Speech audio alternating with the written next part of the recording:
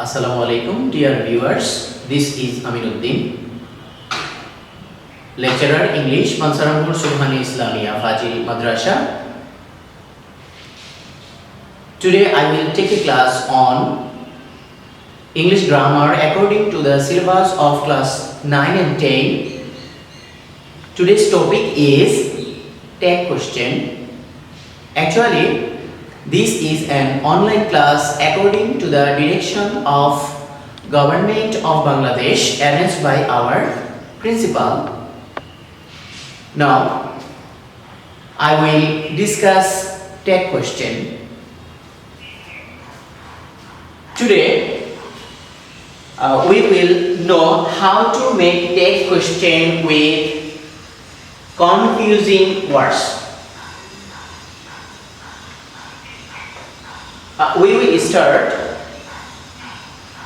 barely, few, hardly, little, rarely, scarcely, seldom, etc. used in the sentence give negative meaning. So, tag question will be affirmative. Deer students, আমরা দেখতে পাচ্ছি এই যে ওয়ার্ডগুলো আছে এই ওয়ার্ডগুলো আসলে নেগেটিভ মিনিং দেয়। সেই কারণে আমরা এই ওয়ার্ডগুলো যেই সেন্টেন্সে ব্যবহৃত হবে সেই সেন্টেন্সগুলোর ট্যাগ কোশ্চেন আমরা অ্যাফার্মেটিভ বা হ্যাঁ করব। এক্সাম্পল, সারা has few friends. Tag question is has she. আমরা দেখতে পাচ্ছি ফিউ এই ওয়ার্ডটি এখানে আছে, এটা নেগেটিভ মিনিং হওয়ার কারণে আমরা অ্যাফার্মেটিভ ট্যাগ করেছি হ্যাজ শি। আমাদের মনে রাখতে হবে যে অক্সিলারি ভার্বটি আমাদের সেন্টেন্সে আছে সেটাকেই আমাদের ট্যাগ কোশ্চেনে ব্যবহার করতে হয়, আর যদি না থাকে তাহলে আমাদেরকে ডু ভার্ব আনতে হয়। তারপর we hardly forget our past. Here you can see hardly is a negative word and there is no auxiliary verb, so we have to take do. Tag question is do we. Then Mina took little milk. Took is main verb and little gives us negative meaning. So we have to write a question, did she? Again, it scarcely rains in winter. Scarcely gives us negative meaning and rains the main verb and it is in present simple tense, so we have to write does it. Now, my dear friends, come to the point B. Anyone, anybody, everyone, everybody, no one, nobody, someone, somebody, none. etc. are used as singular subject, but in tag question we have to use they for this. That is, প্রিয় শিক্ষার্থীবৃন্দ, মনে রাখতে হবে যে এই যে ওয়ার্ডগুলো আছে এই সবগুলো সেন্টেন্সে যখন সাবজেক্ট হিসেবে ব্যবহৃত হয় তখন এগুলো সিঙ্গুলার সাবজেক্ট হিসেবে ব্যবহৃত হয়, কিন্তু ট্যাগ কোশ্চেনের বেলায় এদের জন্য প্রনাউন আমাদেরকে প্লুরাল করে দে লিখতে হয়। তাই আমাদের জন্য एग्जांपल হলো everybody wishes to be happy. Don't they, আমরা দেখতে পাচ্ছি প্রত্যেকেই সুখী হতে চায়, তাই আমাদেরকে লিখতে হচ্ছে ডোন্ট দে। প্রত্যেকে বলতে all and everybody means all, এখানে তাই বোঝাচ্ছে। Then nobody believes a liar, মিথ্যাবাদীকে কেউ বিশ্বাস করে না, তার মানে সকলেই বিশ্বাস করে না এমনটি বোঝাবে। তো নোবডি এখানে দে হয়েছে, সেন্টেন্সটি নেগেটিভ, তাই আমার ট্যাগ কোশ্চেন হয়েছে affirmative do they. Again, none is immortal on earth. পৃথিবীতে কেউ অমর নয়, নান আমরা এখানে দে ব্যবহার করব। এখানে আছে ইজ, কিন্তু আমরা ব্যবহার করছি আর, কারণ নানকে আমাদের রিপ্লেস করতে হচ্ছে দে দিয়ে। দে যেহেতু প্লুরাল, আমাদের এই ভার্বটিও হবে প্লুরাল, সেই কারণে আমাদের এখানে হয়েছে আর দে। Next, anyone is fit for this job. এই চাকরির জন্য যে কেউ যোগ্য, তার মানে টেক কোশ্চেন হবে আরএন্ট দে। এখানে এনিওয়ান, এখানে এনিওয়ান এর পরিবর্তে আমরা লিখছি দে, আর যেহেতু ইজ ছিল, ইজকে আমাদেরকে আর আরএন্ট করতে হবে, অ্যাফার্মেটিভকে নেগেটিভ করছি বলে আরএন্ট দে। And come to the point C. Anything, everything, something, nothing, etc. are used as singular subject. এই যে ওয়ার্ডগুলো আছে এনিথিং, এভরিথিং, সামথিং, নাথিং ইত্যাদি আমাদের সেন্টেন্সে যখন ব্যবহার করা হয় তখন সেগুলো হচ্ছে ইম্পার্সোনাল সাবজেক্ট এবং সেগুলোকে আমরা সিঙ্গুলার সাবজেক্ট হিসেবে ব্যবহার করি। তাই এদের জন্য আমাদের ট্যাগ কোশ্চেন করতে হবে। So we use it in tag question. তাই আমরা ট্যাগ কোশ্চেনে ইট ব্যবহার করি। এক্সাম্পলে গিয়ে আমরা দেখতে পাচ্ছি anything will do for breakfast. নাস্তার জন্য যে কোনো কিছু হলেই চলবে, তাই আমাদের ট্যাগ কোশ্চেনটি হবে ওন্ট ইট উইল ওন্ট। তাই ওন্ট ইট সেন্টেন্সটি অ্যাফার্মেটিভ, আমার ট্যাগ কোশ্চেনটি হয়েছে negative. Next, nothing is impossible. এখানে নাথিং দেখতে পাচ্ছি, নাথিং এর জন্য হবে ইট, সেন্টেন্সটি নেগেটিভ, আর আমার ট্যাগ কোশ্চেন হবে অ্যাফার্মেটিভ, তাই হয়েছে ইজ ইট। প্রিয় শিক্ষার্থীবৃন্দ, তারপরে আমরা আসি part D. Next point 1, this, here, there, etc. are used same in the place of pronoun in tag question. শিক্ষার্থীবৃন্দ, তোমরা লক্ষ্য করবে আমি লিখেছি T Q. T Q actually T for tag, Q for question. Don't mind and try to understand this. Now, example is you can understand one, this, here, there. এই যে ওয়ার্ডগুলো আছে সেন্টেন্সের শুরুতে যদি এগুলো ব্যবহার করা হয় সাবজেক্টের প্লেসে, ট্যাগ কোশ্চেনে গিয়েও এই ওয়ার্ডগুলোই ঠিক ব্যবহার করতে হবে প্রনাউনের জায়গায়। তাই আমরা দেখে নিচ্ছি example is one should do all duties properly. Shouldn't one. এখানে আমরা লক্ষ্য করছি যে should হলো আমাদের অক্সিলারি ভার্ব, যেহেতু সেন্টেন্সটি অ্যাফার্মেটিভ, ট্যাগ কোশ্চেন হবে নেগেটিভ, তাই হয়েছে shouldn't। আর এই one এর পরিবর্তে আমরা one ই লিখেছি, অন্য কিছু লেখার সুযোগ নেই। Again, there were many boys in the field. আমরা দেখতে পাচ্ছি সেন্টেন্সের শুরুতে দেয়ার রয়েছে, ট্যাগ কোশ্চেনও আমাদেরকে দেয়ার ব্যবহার করতে হবে। সেন্টেন্সটি অ্যাফার্মেটিভ, অক্সিলারি ইজ ওয়্যার, আমার ট্যাগ কোশ্চেন হবে ওয়্যারেন্ট দেয়ার। প্রিয় শিক্ষার্থীবৃন্দ, আশা করি তোমরা বুঝতে পারছো। তারপরে আমরা চলে আসি next point, part E. Have, have to, has, has to, had, had to, etc.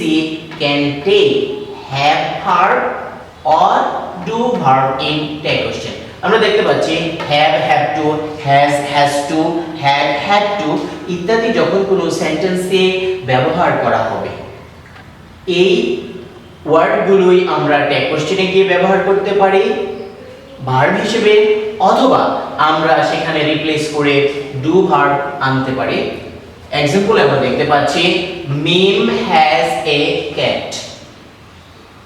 এখানে একমাত্র ভার্বই আছে হ্যাজ, তাই আমরা এখানে ট্যাগ কোশ্চেন করতে পারি হ্যাজন্ট শি, অথবা we can write doesn't she. Next, we have to work hard. এখানে দেখতে পাচ্ছি হ্যাভ টু, তাই আমরা লিখতে পারি haven't we or don't we.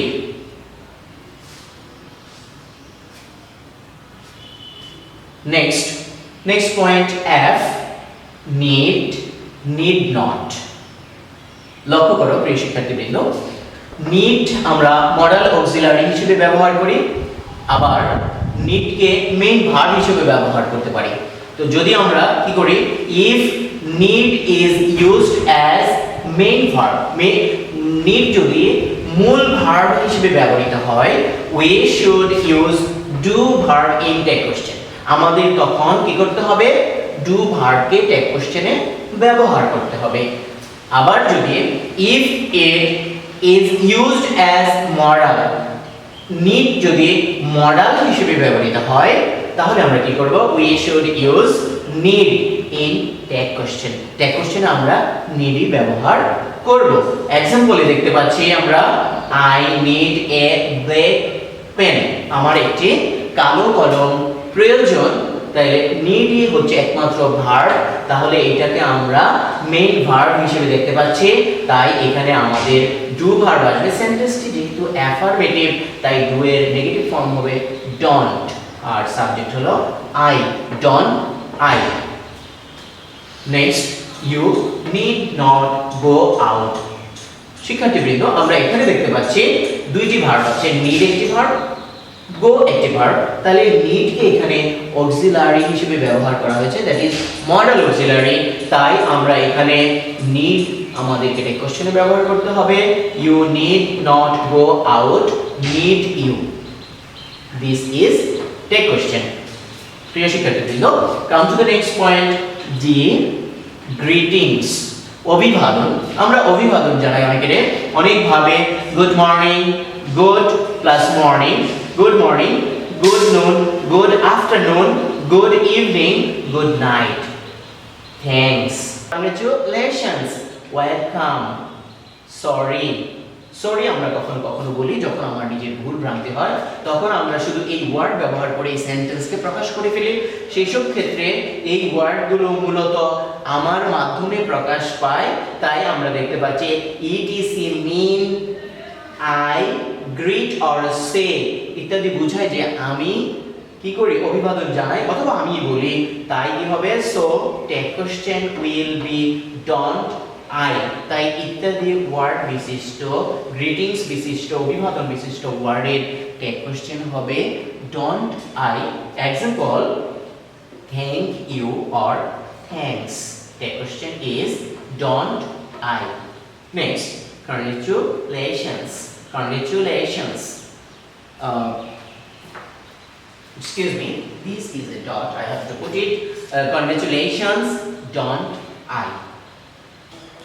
Dear students, come to the next point, proposal means প্রস্তাব। আমরা অনেক সময় প্রস্তাব করি, সেন্টেন্সটি হয়ে যায় ইম্পারেটিভ, আমরা লিখি let or let not plus personal object, যেমন let me or let him, let her, let them or let Siam, let Korim, let Rohim, then something else we tell, then or let not plus let not me, let not him, let not her or let not them or let not Rima। যখন এই প্রস্তাবগুলো কোনো সেন্টেন্সে থাকবে শুরুতে, তখন আমরা সেই সেন্টেন্সগুলোকে জানি ইম্পারেটিভ সেন্টেন্স। সেই ইম্পারেটিভ সেন্টেন্সটি হাবোধক হলেও আমরা উইল, ইউ অথবা ওন্ট ইউ লিখতে পারি। হাবোধক হলেও আমরা হাবোধক ট্যাগ করতে পারি, তখন আমরা লিখতে পারি উইল ইউ, অথবা নেগেটিভও করতে পারি ওন্ট ইউ।